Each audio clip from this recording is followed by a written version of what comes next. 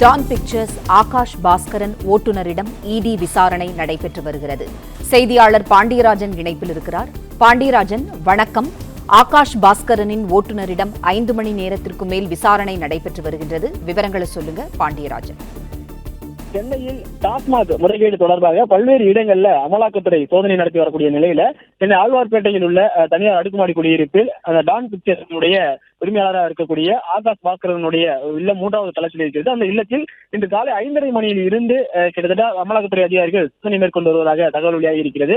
குறிப்பாக அந்த இல்லத்தில் அவ்வப்போது வந்து சொல்லக்கூடிய பணியில் இருந்திருக்கிறார் ஆகாஷ். ஆனால் இன்று அவர் சோதனைக்காக வரும் பொழுது அந்த இல்லத்தில் அவருடைய ஓட்டுநர் அங்கேதான் தங்கியிருப்பதாக சொல்லப்படுகிறது.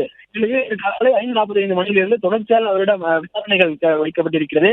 அடுக்கிற்கான கேள்விகளும் முன்வைக்கப்பட்டிருக்கிறது. கிட்டத்தட்ட 5 மணி நேரத்திற்கு மேலாக அவருடன் அந்த அமலாக்கத்துறையினுடைய விசாரணை எங்கெங்கெல்லாம் பயணம் செய்தார், அவருடன் எத்தனை ஓட்டுநர்கள் இருக்கிறார், இந்த இல்லத்தை அவர் பயன்படுத்தி இருக்கிறார், மேலும் பல்வேறு பரிவர்த்தனைகள் உங்கள் முன் இருந்திருக்கிறதா, உங்களிடம் பணம் கொடுத்து வேறு யாருக்கும் கொடுத்திருக்கிறார்களா, அவருடைய நடவடிக்கைகள் சந்தேகம் இருக்கிறதா, மேலும் இங்கு பணியாற்றக்கூடிய பணியாளர்கள் யார் யார், உங்களுக்கு எந்த வங்கி கணக்கில் இருந்து பணம் வருகிறது கேட்கப்படுகிறதா அல்லது உங்களுக்கான சம்பளம் நேரடியாக கையில் கொடுக்கப்படுகிறதா, இது போன்ற கேள்விகள் எல்லாம் அவருடன் கேட்கப்பட்டிருப்பதாக தகவல் இருக்கிறது.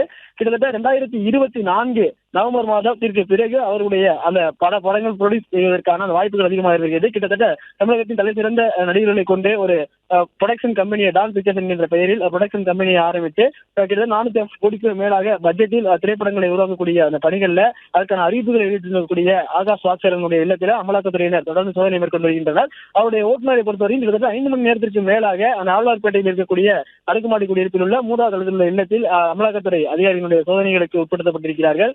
மேலும் கடைசியாக அவர்கள் சென்று வந்த அந்த பயண விவரங்கள் குறித்து ஓட்டுநரிடம் விரிவாக அந்த விசாரணை நடைபெற்று வருவதாக தகவல் வெளியாகிறது. இன்று காலையில் 5 அதிகாரிகள் இங்கே வந்திருக்கிறார்கள். அதன் பிறகு ஒருவர் மட்டும் இருந்துட்டு மற்றவர்கள் வேறு பகுதிக்கு சென்றிருக்கிறார்கள். மீண்டும் 2 பேர் வந்து தற்போது 3 அமலாக்கத்துறை அதிகாரிகள் அவருடனான அந்த விசாரணையை மேற்கொண்டு வருகிறார்கள். மேலும் அங்கு இருக்கக்கூடிய ஆவணங்கள் என்ன, அங்கு இருக்கக்கூடிய லேப்டாப் மற்றும் மொபைல் போன்கள் எல்லாம் அவர்கள் பறிமுதல் செய்திருப்பதாகவும் தகவல் வெளியாகிறது. அவற்றையெல்லாம் ஆய்வு செய்ததற்கு பிறகாக அந்த ஓட்டுநருடன் விசாரணை நிறைவேற்றதன் பிறகாக அந்த அதிகாரப்பூர்வ தகவல் என்பது வெளியாகும்.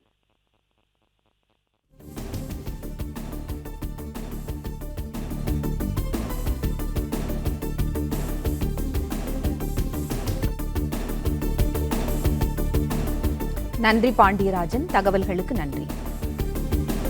பிளே ஸ்டோர் மற்றும் ஆப் ஸ்டோரில் இருந்து பாலிமர் செயலியை QR கோடு மூலம் பதிவிறக்கம் செய்யுங்கள். செய்திகளை உடனுக்குடன் பெறுங்கள்.